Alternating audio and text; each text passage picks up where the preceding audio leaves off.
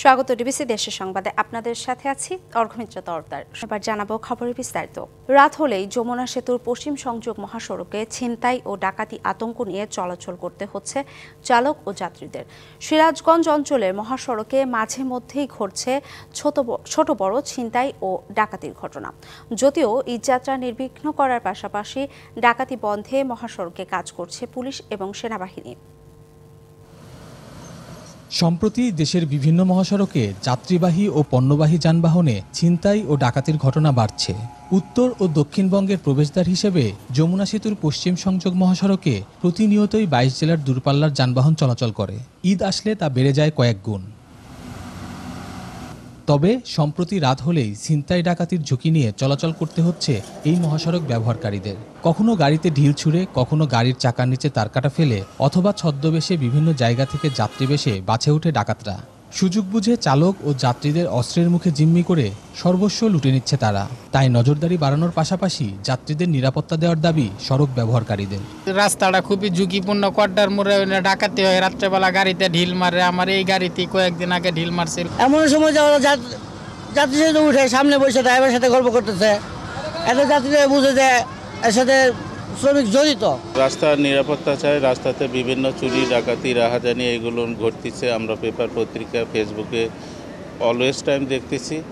আমরা সরকারের কাছে একটা কঠোর নিরাপত্তা চাই। তবে ঈদযাত্রা নিরাপদ ও নির্বিঘ্ন করতে এবং ছিনতাই ডাকাতি বন্ধে যৌথভাবে পুলিশ ও সেনাবাহিনী কাজ করছে বলে জানায় পুলিশ। ঈদ উপলক্ষে আলাদা ডিপ্লয়মেন্ট থাকবে। প্রতিদিনই 4টা টহল পার্টি থাকে। আমাদের থানা থেকে হচ্ছে নলকা পর্যন্ত 17 কিলোমিটার, এর ভিতরে 4টা টহল পার্টি থাকে, প্লাস আমার গাড়িও ডিউটি করে। আমরা আমাদের অধিভুক্ত যে এলাকা রয়েছে এই এলাকাতে আমরা কিন্তু আমাদের টহলের সংখ্যা অনেক বেশি বৃদ্ধি করেছি। এর বাইরে আমরা বিভিন্ন পয়েন্টে ইনকামিং ঢাকাতে এবং আউটগোয়িং ঢাকাতে যতগুলো পয়েন্ট আছে আমরা যাত্রীদের ভিডিও ধারণ করছি। চলতি বছর সিরাজগঞ্জের মহাসড়কে এখন পর্যন্ত ডাকাতির ঘটনা ঘটেছে 6টি, যেগুলোতে মামলা হয়েছে 4টি ঘটনায়। খালিদ হৃদয়, ডিবিসি নিউজ, সিরাজগঞ্জ। ঈদকে সামনে রেখে দিনাজপুরে হিলি স্থলবন্দর দিয়ে আমদানি বাড়ায় পাইকারি ও খুচরা বাজারে কমেছে জিরার দাম।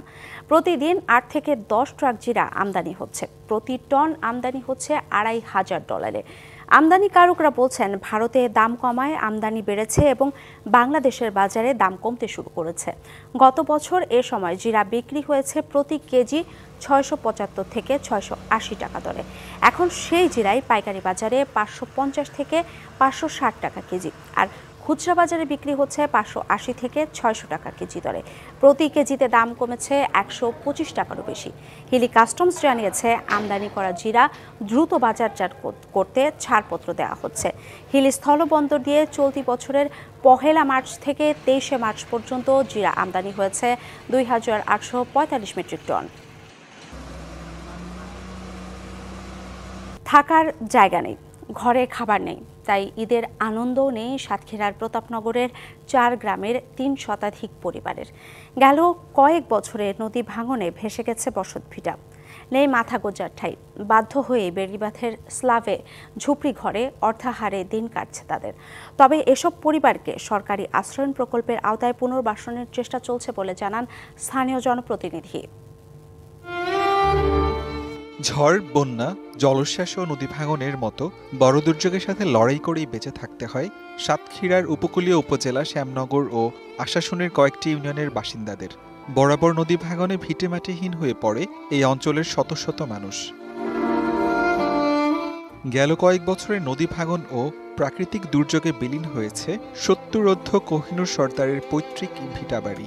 10 বছর ধরেই থাকছেন বেড়িবাঁধের স্লাভে। আর্থিক টানপড়নে ঈদ আনন্দ নেই তার পরিবারে।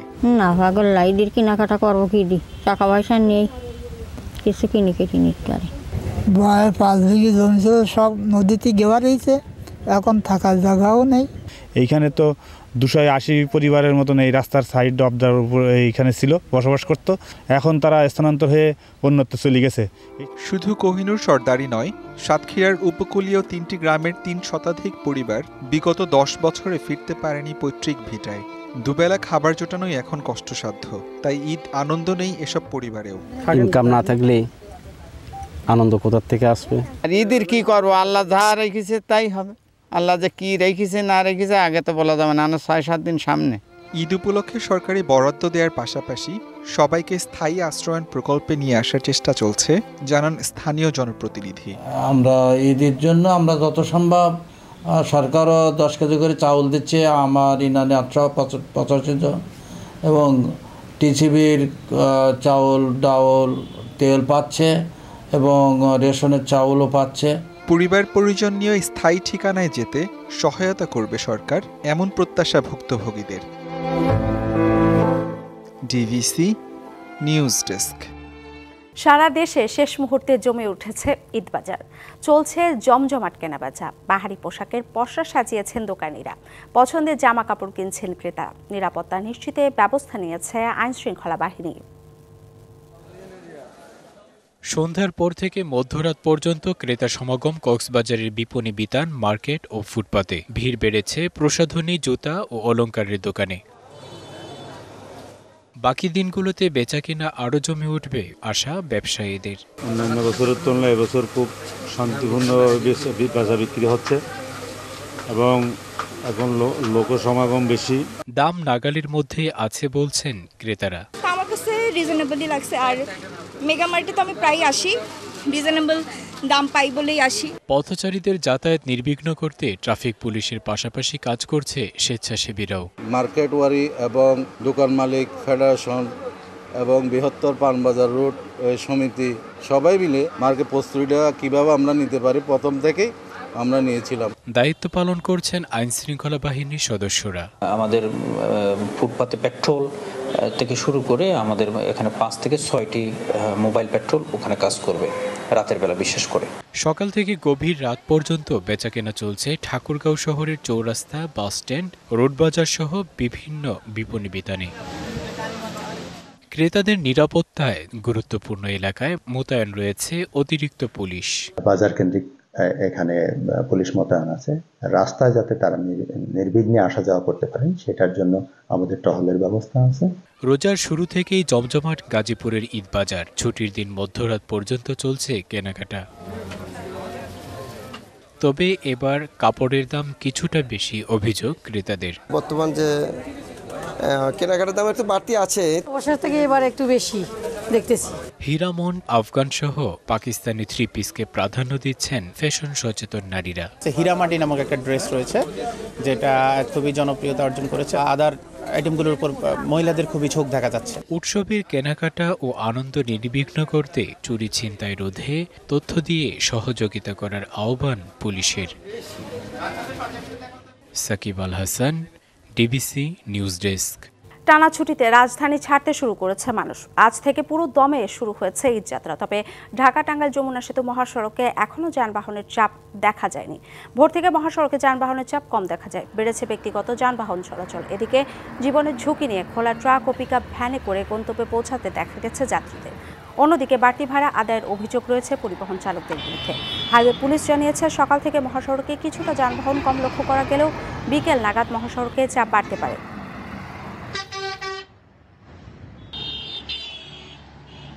দীর্ঘদিন সংস্কার না করায় ভৈরব থেকে মেন্দিপুর সড়কটি বেহাল। সাদেকপুর, শ্রীনগর, শিমুলকান্দি ইউনিয়নের হাজারো মানুষের যাতায়াতের জন্য একটি মাত্র রাস্তা, যা এখন চলাচলের অনুপযোগী। রাস্তা দ্রুত সংস্কার করে সাধারণ মানুষের ভোগান্তি দূর করার দাবি ভুক্তভোগীদের। ভৈরব থেকে মেন্দিপুর সড়কটি সাদেকপুর, শ্রীনগর ও শিমুলকান্দি ইউনিয়নের হাজারো মানুষের যাতায়াতের একমাত্র পথ। 14 কিলোমিটার দীর্ঘ এই সড়কে অসংখ্য খানাখন্দ তৈরি হয়েছে। একটু বৃষ্টি হলেই সড়কে পানি জমে সৃষ্টি হয় জলাবদ্ধতা। এতে প্রতিদিনই চরম দুর্ভোগ পোহাচ্ছেন স্থানীয়রা। শুকনো মৌসুমে ধুলোবালির কারণে দেখা দেয় সর্দি কাশি। রাস্তার দুর্ভোগের কারণে সেবা নিতে সদর হাসপাতাল বা ক্লিনিকে নেওয়া সম্ভব হয় না সবসময়। হাসপাতালে নিতে গিয়ে রোগী আরো মুমূর্ষু হয়ে পড়েন। একটা মর্গানের রোগী বা সিরিয়াস অবস্থা নিয়ে যায় তো তার অবস্থা খারাপ হবে। একটু লোকে আছে আর মহিলা যাবো যাইতে যাইতে অবস্থা ভালো না, চলাফেরার সমস্যা, যাতায়াতের সমস্যা। রাস্তা খারাপ থাকায় সচরাচর এই রাস্তায় যানবাহন চলে না, আর চললেও গাড়ির যন্ত্রাংশ নষ্ট হচ্ছে হরহামেশাই। এছাড়াও ভাঙা রাস্তায় যানবাহনের ধীরগতির কারণে ছিনতাইকারীর আক্রমণেরও শিকার হতে হয় যাতায়াতকারীদের। গাড়ি 6 মাস পর ইঞ্জিন ডাউন দেওয়ার লাগে। আমরা কই টাকা কামাই, এমএ যাইতো 10 বছর, 2 বছর যাইবো গাড়ি যেতে না, এই যে রাস্তার অবস্থা। রাস্তা সংস্কারের জন্য কার্যকর পদক্ষেপ নেওয়া হয়েছে বলে জানান উপজেলা নির্বাহী কর্মকর্তা। শিগগিরই সংস্কার কাজ শুরু হবে বলে আশ্বাস দিয়েছে সড়ক ও জনপথ বিভাগ। চুক্তি স্বাক্ষর প্রক্রিয়াধীন, হয়তো এই সপ্তাহ কিংবা আগামী সপ্তাহে হবে। ইতিমধ্যে ঠিকাদারি প্রতিষ্ঠান রাস্তা ভিজিট করে গিয়েছে। যত দ্রুত সম্ভব কাজটা শুরু করার জন্য আমরা তাগাদা দিয়েছি। আশা করছি হয়তো এই সপ্তাহ অথবা আগামী সপ্তাহের মধ্যে হয়তো কার্যক্রম শুরু হবে। ঢাকা টু সিলেট যেটা ভৈরবের উপর দিয়ে গেছে, আবার ভৈরব টু কিশোরগঞ্জ যদি আমরা রাস্তা ধরি, সমানভাবে ইম্পর্টেন্ট রাস্তা হচ্ছে ভৈরব টু মেদিনীপুরের রাস্তা। এখানে প্রচুর জনগণের আসা যাওয়া হয়। এই প্রেক্ষাপটে আমি আমার জায়গা থেকে সর্বোচ্চ চেষ্টা করবো এবং আপনারাও রোডসের হাইওয়ে যদি বিষয়টা অবগত করেন তাহলে আমার মনে হয় আরো কার্যকর হবে। ভৈরব টু মেদিনীপুর সড়ক সংস্কারে দ্রুত কার্যকর উদ্যোগ নিয়ে স্থানীয়দের দুর্ভোগ লাঘবে এগিয়ে আসবে সংশ্লিষ্ট কর্তৃপক্ষ, দাবি স্থানীয়দের। DBC news desk. মৌলভীবাজার জেলায় সিএনজি চালিত অটোরিকশার চুরি কমছে না। চুরির পেছনে রয়েছে চালক, শ্রমিক নেতা ও চোরদের সংঘবদ্ধ চক্র। এতে আতঙ্কিত চালকরা। মৌলভীবাজারের শ্রীমঙ্গল উপজেলার উত্তর কালাপুর গ্রামের সিএনজি চালক সেলিম মিয়া ঋণ নিয়ে কিনেছিলেন সিএনজি চালিত অটোরিকশা। মাসখানেক আগে সেই গাড়ি চুরি করে নেয় একটি সংঘবদ্ধ চক্র। অটোরিকশা চুরি হলেও ঋণের কিস্তির টাকা পরিশোধ করতে হচ্ছে ঠিকই। ওই জায়গাতে আমার 2টা গাড়ি আছিল, আমার বাইরে একটা গাড়ি, আমরা গাড়ি, 2টা গাড়ি আমরা লোনের উপরে কিস্তিতে ফিরে যাচ্ছি। আর এটা ফোন আমরা সজাগ থাকা অবস্থায় গাড়িটা নিয়ে গেছি। মৌলভীবাজার জেলায় হর হামেশা ঘটছে এই সিএনজি চালিত অটোরিকশা চুরির ঘটনা। অনেক ক্ষেত্রে চালককে হত্যা করেও অটোরিকশা চুরির ঘটনা ঘটছে। এতে উদ্বিগ্ন চালকরা। চক্রটিকে টাকা দিলে অনেক সময় সিএনজি ফেরতও পাওয়া যাচ্ছে। গাড়িটা চুরি হওয়ার পরে আমি খুব একটা বেভানার মাঝে পড়ে গেছি। বারা গাড়ি দাঁড়িয়ে দৌড়াইতে আছি। গটপাদা রইল লেংরা, তো লেংরার লগে দেখা যায় জড়িত আমরার বড় শ্রমিক নেতা। মৌলভীবাজার বড়টা সিন্ডিকেটে কালেকশন করে তারা গাড়ি দেয়। 2,40,000 টাকা দিয়া ওই সুলতান সাহেবের মাধ্যমে গাড়িটা আইছে। মৌলভীবাজার, সিলেট ও হবিগঞ্জ এই 3টি জেলা ঘিরে সক্রিয় সিএনজি চোর চক্র। আবু তালেব ওরফে ল্যাংরা তালেব ও মৌলভীবাজারের শ্রমিক নেতা সুলতান এই চক্রের সর্দার। সম্প্রতি আবু তালেব পুলিশের হাতে গ্রেপ্তার হলেও বাকিরা ধরাছোঁয়ার বাইরে। এই নেতৃবৃন্দ এই গাড়ি চুরির সাথে সম্পৃক্ত রয়েছে। এই তালিকাভুক্ত আসামিগুলাকে পুনরায় আবার গ্রেপ্তার করে শুধু সিএনজি গাড়ি নয়, যারা হত্যা হয়েছেন তাদেরও যাতে মূল বিষয়বস্তু বেরিয়ে আসে। তবে আন্তঃজেলা চোর চক্রের তালিকাভুক্ত আসামিদের আইনের আওতায় আনার কথা জানিয়েছেন পুলিশ সুপার।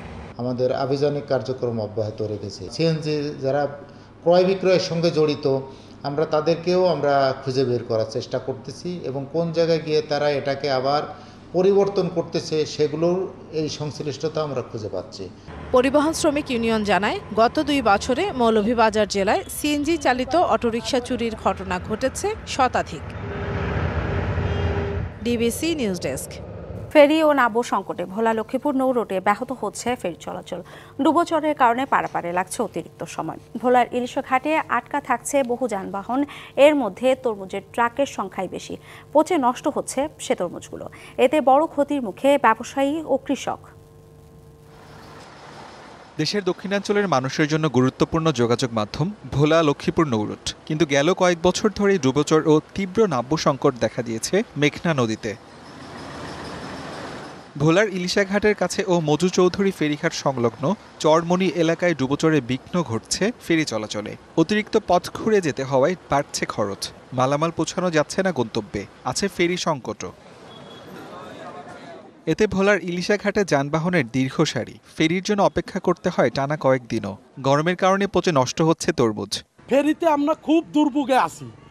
এই সিজনটা আসলেই ঘাটে জাম হয়ে যায়, ফেরি চলে না ঠিক মতন, টাইম টু টাইম কোনো ফেরি পাই না। কুনসুম জাম আর বেসমু আমাদের এখানে পরে 5 লক্ষ টাকা মাল আছে। এই রুটের 4টি ফেরির সাথে আরও 2টি যুক্ত করা গেলে সুফল মিলবে বলে আশা যাতায়াতকারীদের। ফেরি আরো বাড়ানো দরকার। এই লাইনে আমাদের তরমুজ সব পয়সা যাইতেছে, ব্যবসায়ীরা লোকসানের মধ্যে আছে অনেক। এখানে ফেরি বাড়াইতে হবে, মানুষের হয়রানি কষ্ট, ড্রাইভারের জবে কষ্ট করতেছে আমরা। এই সমস্যার সমাধানের আশ্বাস বিআইডব্লিউটিসি কর্তৃপক্ষের। তরমুজের ফলন এবছর ভোলায় বাম্পার হয়েছে, যার কারণে গাড়ি অত্যাধিক চাপ এবং সামনে ঈদ মৌসুম, যার কারণে 2টা মিলে গাড়ির চাপটা বেশি। আমরা আমাদের সেবার মানে সর্বোচ্চটা বর্তমানে দেওয়ার চেষ্টা করছি। মালামাল পরিবহনের সংকটের দ্রুত সমাধান না হলে কৃষক ও ব্যবসায়ীদের বড় ক্ষতি হবে বলে মনে করছেন স্থানীয়রা। DBC news desk. ডিবিসি দেশের সংবাদে ছিল এখনকার মতো। ডিবিসি নিউজের সংবাদগুলো পড়তে ভিজিট করুন dbcnews.tv আর ভিজিট করুন ডিবিসির ফেসবুক পেজ এবং ইউটিউব চ্যানেল। সঙ্গেই থাকুন।